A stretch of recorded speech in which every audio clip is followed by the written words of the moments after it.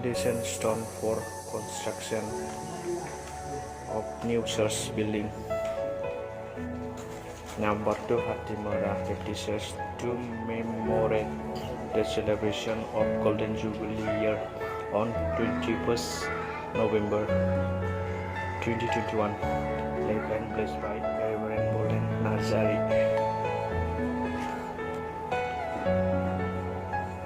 Sejak फसंजानाय बिथायाव बयबो गुबुना फसंनो हाया। बे बिथाया जिसु ख्रिस्ट'निनो। से Korintian 13:11 सारियाव दङ। जोंना आबौसो बियो बिराद मोजां।